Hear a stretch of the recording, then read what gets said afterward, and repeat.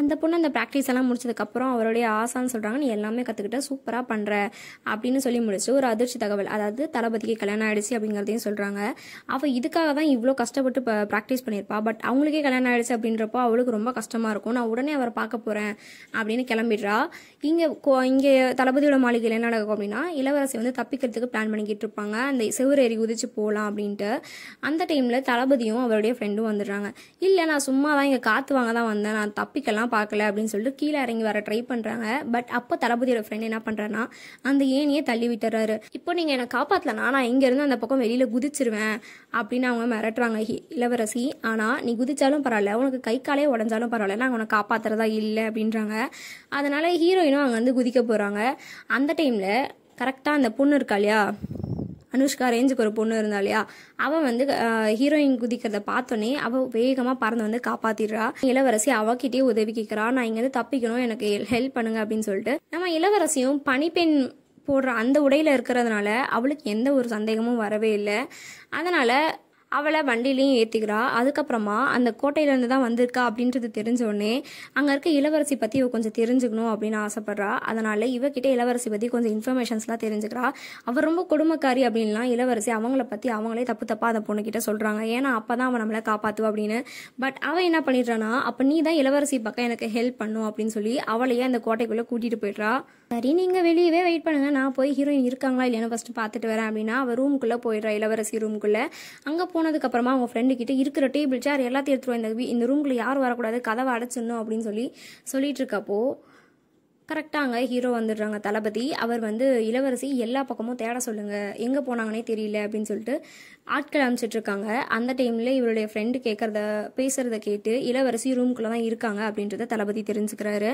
அதுக்கப்புறம் அவர், நீ ரொம்ப அதிக பிரசங்கித்தனமாக பண்ணுற, இனிமேல் நீ இங்கேருந்து எங்கேயுமே தப்பிக்க முடியாதுன்னு சொல்லி கைதிகளுக்கு காலில் ஒரு சலங்கை மாதிரி கட்டி விடுவாங்க. ஏன்னா அப்போ தான் அவங்க தப்பிக்க முயற்சி பண்ணால் உடனே உங்களுக்கு தெரிஞ்சிடும். அதே சலங்கையை இவளுடைய காலையும் கட்டி விட்டுறாரு. இதுக்கப்புறம் நீ எங்கேயுமே தப்பிக்க முடியாது அப்படின்னு சொல்லி. அதுக்கப்புறம் அந்த அனுஷ்கா மாதிரின்னு சொன்னேன் இல்லையா, அந்த பொண்ணை தளபதியை பார்க்குறா. நான் வந்து உனக்காக தான் இந்த வாழ்வீச்செல்லாம் கற்றுக்கிட்டேன், கடைசியில் நீ வந்து இன்னொரு பொண்ணை கல்யாணம் பண்ணிக்கிட்டே இல்லை, ஏன் என்கிட்ட எதுவுமே சொல்லவே இல்லை, முன்னாடியே சொல்கிறதுக்கு உனக்கு என்ன, நம்ம 2 பேரும் சின்ன வயசுலேருந்து ஒன்றா தானே வளர்ந்தோம், என்கிட்ட இது கூட சொல்ல மாட்டேன்னு சொல்லி ரொம்பவே கோவப்பட்டு பக்கத்தில் இருக்க செடிகளை எல்லாமே வெட்டி போட்டுறா. பட் தளபதிக்கு அது ரொம்ப கோவம் வந்துருச்சு. ஏன்னா அவருக்கு அந்த செடிகள்லாம் ரொம்ப பிடிக்கும். அவர் மனுஷங்களோட செடிகளை ரொம்பவே நேசிக்கிற ஒரு மனுஷன், அவருக்கு அவ்வளோ பிடிக்கும். அதெல்லாம் வெட்டி போட்டோன்னே அவருக்கு ரொம்ப கோவம் வந்துடுது. நீ இங்கேருந்து கிளம்பு அப்படின்னு திட்டிடுறாரு. இந்த அனுஷ்கா மாதிரி இருக்க பொண்ணு நிறைய இடத்துல லூசுத்தனமாக பண்ணுவா, அதனால அவளை நம்ம லூசு பொண்ணு ஞாபகம் வச்சுப்போம். இப்போ ஹீரோ என்ன பண்றாரு அப்படின்னா, அந்த வெட்டப்பட்ட செடிகள் எல்லாமே வந்து நம்ம திரும்பவும் எதனா பண்ணணும் அப்படின்றதுக்காக அங்கேயே மண்ணில் புதைச்சிடலாம், அப்பதான் அது வந்து நல்லா அழுகுன அப்புறம் அது மேல வந்து திரும்ப புது செடிகள் வளரும் அப்படின்றதுக்காக அன்னைக்கு நைட்டு அது எல்லாத்தையுமே வந்து அங்கே இருக்க மண்ணில் புதைச்சிட்டு இருப்பாங்க.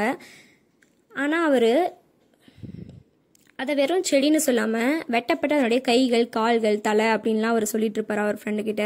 இதெல்லாம் உள்ளேருந்து கேட்குற ஹீரோயின், அவங்க மனுஷங்களை தான் வெட்டி கொல்றாங்க போல, புதைக்கிறாங்க போல, இவ என்ன மாதிரியான ஒரு கேடுகிட்ட மனுஷன் அப்படின்னு சொல்லி ஹீரோயின் ரொம்பவே பயந்து போயிருக்காங்க.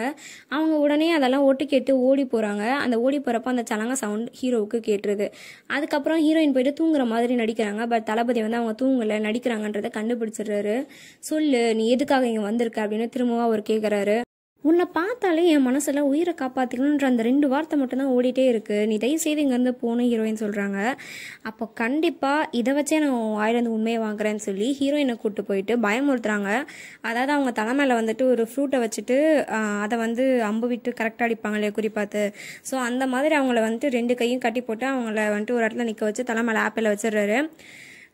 ஹீரோயின் வந்து திட்டுறாங்க, நீலாம் மனுஷனே இல்லை, நான் தூங்கிட்டு இருக்கும்போது கல்யாணம் பண்ணிட்டு அதுக்கப்புறம் என் ஒழுங்காகவே நடத்தலை, இப்போ என்னை இப்படியெல்லாம் கொடுமை பண்ணுற, மனசாட்சியே இல்லையான்னு சொல்லி அவ்வளோ கேட்குறாங்க. ஆனால் ஹீரோ வந்து, நீ வந்து உண்மையை சொல்லு, எதுக்காக இங்கே வந்திருக்க, உங்கள் அப்பா உங்ககிட்ட என்ன சொல்லி அனுப்பிச்சாருன்னு நீ சொல்கிற வரைக்கும் நான் உன்னை விடவே மாட்டேன். அது மட்டும் இல்லாமல் அன்றைக்கி உன்னை காப்பாற்றின அந்த கொள்ளைக்காரனை நீ பார்த்தியா, உனக்கு யாராவது ஹெல்ப் பண்ணாங்களா அப்படின்றதெல்லாம் கேட்குறாங்க. எதுக்குமே ஹீரோயின் பதில் சொல்லாததுனால ஹீரோ அவங்கள வலுக்கட்டாயமாக இப்படியெல்லாம் டார்ச்சர் பண்ணுறாரு. அவளும் ஓகே உன் இஷ்டம், இதுக்கப்புறம் நீ என்னமோ பண்ணிக்கோ அப்படின்னு சொல்லிட்டு அழுதுட்டே கண்ணை மூடி நிற்கிறா. அவள் அழுகிறத பார்த்த உடனே ஹீரோவுக்கு மனசு கரைஞ்சிருது. உடனே தளபதி இளவரசியை குதிரையில் அழைச்சிட்டு ஒரு மலையில் போய் நிற்கிறாங்க. அதுக்கப்புறமா நீ அழுகிறது நிறுத்து, எனக்கு பெண்கள் அழுத பிடிக்காது அப்படின்னு சொல்லி அவர் பேசுகிறதெல்லாம் கேட்கும் போது இளவரசிகள் லைட்டாக மனசு கரையுது. அது மட்டும் இல்லாமல் அவர் வந்து அந்த கொள்ளைக்கார கெட்டவன், நான் கெட்டவங்களை வாழ விட மாட்டேன், அவங்கள சீக்கிரமாக கண்டுபிடிச்சி அழிக்கணும் அப்படின்லாம் நிறையா பேசுகிறாரு. அதனால் இளவரசிகள் லைட்டாக நம்பிக்கை வருது அவர் மேலே.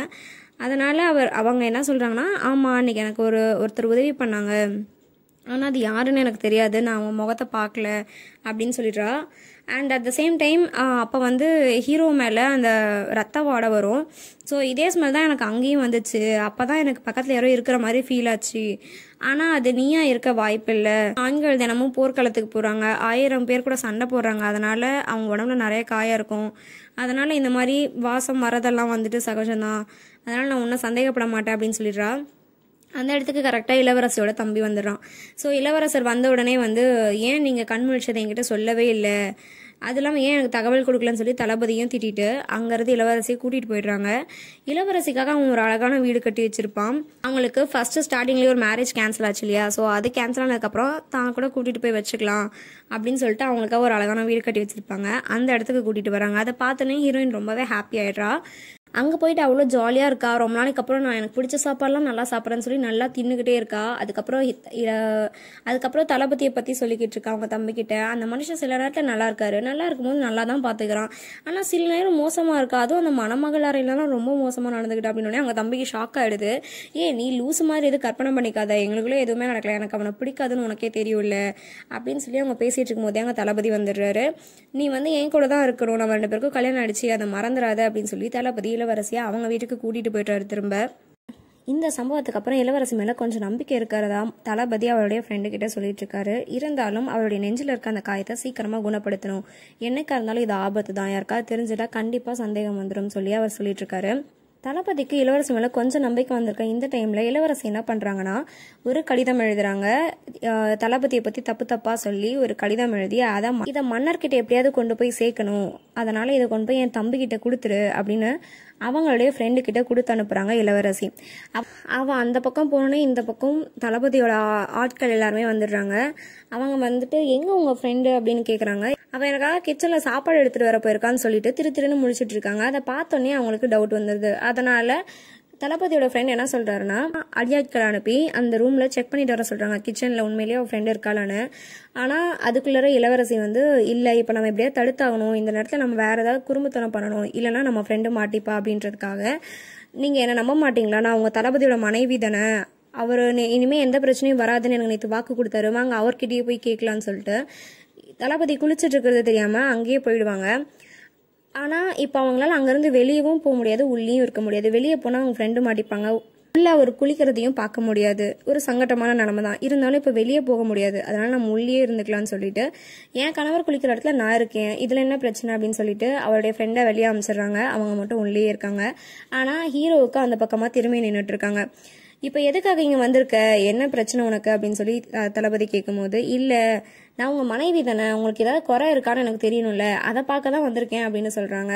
அவங்க சும்மா விளையாட்டுத்தனமாக என்ன சொல்கிறதுன்னு தெரியாமல் சொல்கிறாங்க. பட் தளபதி என்ன நினச்சிட்டாருன்னா அவங்க நெஞ்சில் இருக்க அந்த காயம் இருக்கா இல்லைன்னு செக் பண்ண தான் வந்திருக்காங்க போல் அப்படின்றதுனால சரி ஓகே நீ இதை தானே பார்க்க வந்த வான்னு சொல்லி பிடிச்ச தண்ணிக்குள்ளே அவங்களே இழுத்து விட்டுறாங்க. ஆனால் அப்பவும் இளவரசி அதை எதையுமே பார்க்கல. மனுஷனா நீ அப்படின்னு சொல்லிட்டு அங்கேருந்து எழுந்து போயிடுறாங்க. இப்போ இளவரசி கண்முழிச்சிட்டாங்க, அவங்க சரியாயிட்டாங்கன்ற தகவல் மன்னர் குடும்பத்தில் இருக்கிற ஒரு முக்கியமான நபருக்கு போகுது. அது யாருன்னா அந்த லூசுப்பனோட அப்பா தான். ஸோ அதனால் அவர் வந்து இப்போது இளவரசியை பார்க்க வராங்க. இப்போது இவங்க கண்முழிச்சிட்டாங்க இல்லையா, ஸோ அந்த கொள்ளைக்காரனை பற்றி எதனா தெரியும் அப்படின்றதுனால விசாரிக்கிறதுக்காக வராங்க. பட் தளபதி வந்து அவங்கள ஃபஸ்ட்டு பார்க்கவே விடலை. ஏன்னா அவங்க இளவரசி வந்து இன்னும் முழுசாக எந்த ஒரு உண்மையுமே சொல்லவே இல்லை தளபதி கிட்ட. அதனால் அதுக்கு முன்னாடி வேறு யாரையும் பார்க்க விடக்கூடாதுன்னு நினைக்கிறாரு. இருந்தாலும் அவர் அரசருடைய முத்திரையை காமிச்சு அவங்க இளவரசியை பார்த்துடுறாங்க. இளவரசி கிட்ட போய் பேசினா ஒரு பிரயோஜனமும் இல்லை, அங்கே வந்து மெனக்கெட்டு வந்திருப்பாங்க. பட் நோ யூஸ், அவங்களுக்கு எதுவுமே தெரில. அவங்க சொல்கிற ஒரே ஒரு விஷயம் தளபதியும் இவங்கள தான் தேடிட்டு இருக்காங்க, அவங்களுக்கு முன்னாடி நீங்கள் முந்திக்கோங்க, நீங்கள் நல்ல பேர் வாங்கிக்கோங்க அப்படின்னு மட்டும் தான் சொல்கிறாங்க. ஸோ இதிலிருந்து அவருக்கு என்ன தோணுதுன்னா தளபதிக்கும் இதுக்கும் எந்த சம்மந்தமும் இல்லை போல அப்படின்னு நினைக்கிறாங்க. ஏன்னா அவருக்கு முதல்ல தளபதி மேலே தான் ஒரு சந்தேகம் இருந்தது. அந்த அந்த கொலைக்காரன் வந்து தளபதியாக தான் இருப்பாரோ அப்படின்னு சொல்லிட்டு அவருக்கு ஒரு சந்தேகம் இருந்தது. பட் இளவரசி சொல்கிறத வச்சு பார்க்கும்போது அப்படி எதுவும் இல்லை போல அப்படின்னு அவர் யோசிக்கிறாரு. இவங்க 2 பேரும் அப்படி பேசிட்டே இருக்கப்போ அந்த லூசு பொண்ணு உள்ளே வந்துடுறா. இங்கே பாருங்க, நான் தளபதிக்கு கவிதை சொன்னேன், ஆனால் அவர் வந்து கொஞ்சம் கூட ரியாக்ட் பண்ணவே மாட்டாரு, அவர் என்னை கண்டுக்கவே மாட்டாரு அப்படின்னு சொல்லிட்டு அவள் பாட்டுக்கு லூசு தரமாக பேசிட்டே உள்ள. அப்போ அவங்க அப்பா பிடிச்சி திட்டாரு, உனக்கு அறிவே இல்லையா, எந்த நேரத்தில் உள்ளே வரணும்னே இல்லையா, நீ எதுக்கு இப்போ உள்ளே வந்தான்னு சொல்லி திட்டுறாங்க. அப்போ தான் அவள் இளவரசியே பார்க்குறா. இதுக்கு முன்னாடி வேலைக்காரியாக பார்த்தா இப்போ இளவரசி இடத்துல உட்காந்துருக்காளே அப்படின்னு சொல்லிட்டு அவளுக்கு செம்மக்கம் வருது. நீயா இளவரசி சி அப்படின்னு சொல்லிட்டு அவங்க அப்பா திட்டுறாங்க, இளவரசியெல்லாம் இப்படி பேசாத மண்டி போடு அப்படின்ட்டு. அதெல்லாம் முடியாதுன்னு ரொம்ப திமிராகவே நடந்துக்கிறா. பட் இளவரசி இதெல்லாம் பெருசாகவே கண்டுக்கல, எல்லாத்தையும் விளையாட்டுத்தனமாகவே எடுத்துக்கிறா. நீங்கள் இளவரசி கிட்ட பேசினதெல்லாம் போதும், முதல்ல இங்கேருந்து கிளம்புங்கன்னு சொல்லி அந்த லூசு பொண்ணே அவங்க அப்பாவே அமுச்சு வச்சுட்டு இளவரசியை மிரட்டுறாங்க. கொலைக்காரனை கண்டுபிடிக்கிறதுக்கு அவருக்கு ரொம்ப நீ ஹெல்ப் பண்ணுவ போலையே, ஆனால் அப்படி எதனா பண்ண அப்புறம் உன்னையவே கொன்று என் செடிகளெல்லாம் உரமாக போட்டுருவேன்னு சொல்லி மிரட்டுறாங்க. இதோட இந்த வீடியோ முடியுது. இதுக்கப்புறம் என்ன ஆச்சு, என்ன ஆக போகுது, ஹீரோயினும் சேருவாங்களா, அது எல்லாமே நம்ம நெக்ஸ்ட் வீடியோஸில் பார்க்கலாம். அதுக்கு முன்னாடி இந்த வீடியோ உங்களுக்கு பிடிச்சிருந்ததுன்னா உங்கள் ஃப்ரெண்ட்ஸ் அண்ட் ஃபேமிலிக்கு ஷேர் பண்ணுங்கள். மறக்காமல் நம்ம நரேஷன் சேனலுக்கு சப்ஸ்கிரைப் பண்ணுங்கள். நான் உங்களை அடுத்த வீடியோவில் வந்து பார்க்கறேன். Tata, bye bye.